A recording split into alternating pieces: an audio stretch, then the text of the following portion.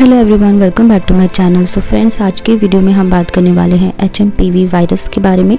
तो ये कैसा वायरस है और ये किस तरीके से फैलता जा रहा है, कितना ये डेंजरस है, इसके सिम्टम्स क्या है और किस तरीके से आप इससे बच सकते हैं, इन सभी पर आज हम बात करेंगे। सो चलिए करते हैं अपनी वीडियो को स्टार्ट। देखिए, HMPV का फुल फॉर्म देखते हैं। सबसे पहले इसका फुल फॉर्म है ह्यूमन मेटान्यूमा वायरस। ये वायरस 2001 में नीदरलैंड्स में पहली बार आइडेंटिफाई किया गया था। सो ये RSV यानी रेस्पिरेटरी सिंक्टियल वायरस के फैमिली का एक मेंबर है और दुनिया भर में कॉमन भी है। ज़्यादातर लोगों के लिए ये एक नॉर्मल कोल्ड जैसे सिम्टम्स देता है, लेकिन यंग चिल्ड्रन, एल्डरली लोग और जिनका इम्यून सिस्टम वीक होता है उनमें ये सीरियस रेस्पिरेटरी डिजीज़ कॉज कर सकता है। So doctor Kunal Watson UKHSA के कंसल्टेंट एपिडेमियोलॉजिस्ट कहते हैं कि ज़्यादातर लोग 5 साल की उम्र तक HMPV से इन्फेक्ट हो चुके होते हैं और अपनी लाइफ में बार बार इससे इन्फेक्ट होते रहते हैं।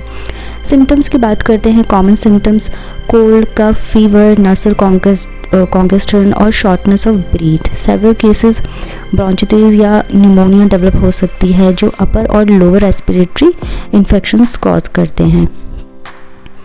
इंपीरियल कॉलेज लंदन के प्रोफेसर पीटर ओपनशॉ कहते हैं अगर किसी को ऑक्सीजन लेवल्स मेंटेन करने में प्रॉब्लम हो रही है तो उन्हें हॉस्पिटलाइजेशन या इंटेंसिव केयर की ज़रूरत पड़ सकती है, लेकिन ऐसे केसेस बहुत ही रेयर होते हैं।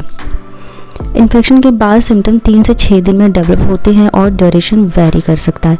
तो ये स्प्रेड कैसे होता है और कैसे प्रिवेंट इससे कर सकते हैं। HMPV स्प्रेड होता है डायरेक्ट कांटेक्ट से, किसी इन्फेक्टेड पर्सन के साथ कांटेक्ट करके, सरफेस के थ्रू, किसी ऐसे सरफेस को टच करके जिसमें वायरस हो, और फिर अपने माउथ, नोज़ या आइज़ को टच कर लेना। जैसे कि RSV और फ्लू, ये भी एक सीजनल वायरस है जो मोस्टली विंटर मंथ्स में होता है।